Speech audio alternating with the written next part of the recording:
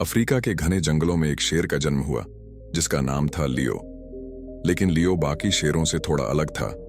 वह बाकी शावकों से छोटा और कमजोर था और खुद पर विश्वास भी नहीं करता था। जहां दूसरे शावक बेखौफ खेलते कूदते, वहीं लियो हमेशा डरता रहता। उसे असफलता का डर था, अस्वीकृति का डर था और सबसे ज्यादा डर इस बात का था कि क्या वह कभी एक असली शेर बन पाएगा। एक दिन जंगल के सबसे अनुभवी और बुद्धिमान शेर कोवू ने लियो की झिझक को देखा। उन्होंने लियो को पास बुलाया और पूछा, क्या तुम जानते हो कि शेर को जंगल का राजा क्यों कहा जाता है? लियो बोला, क्योंकि वह सबसे ताकतवर और बड़ा होता है। कोवू मुस्कुराए और बोले, नहीं, यह उसकी ताकत की वजह से नहीं, बल्कि उसकी मानसिकता, मेंटालिटी की वजह से है। शेर जंगल का सबसे बड़ा, सबसे तेज या सबसे बुद्धिमान जानवर नहीं है। फिर भी जब वह किसी हाथी को देखता है तो वह एक विशाल जीव नहीं देखता, बल्कि अपना अगला शिकार देखता है। यही मानसिकता उसे राजा बनाती है।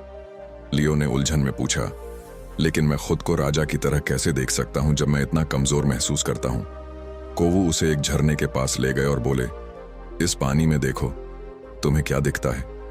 लियो ने झील में अपना अक्स देखा, एक डरपोक और कमजोर शावक। तभी कोवू ने एक जोरदार दहाड़ मारी जिससे पूरा जंगल गूंज उठा।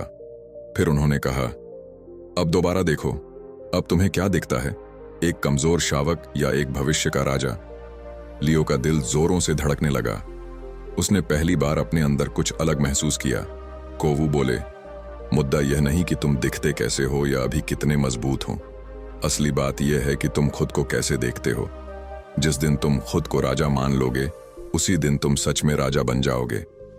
उस दिन के बाद से लियो का नजरिया बदल गया। उसने आत्मविश्वास के साथ चलना शुरू किया, हर चुनौती का डटकर सामना किया और कभी भी डरकर पीछे नहीं हटा।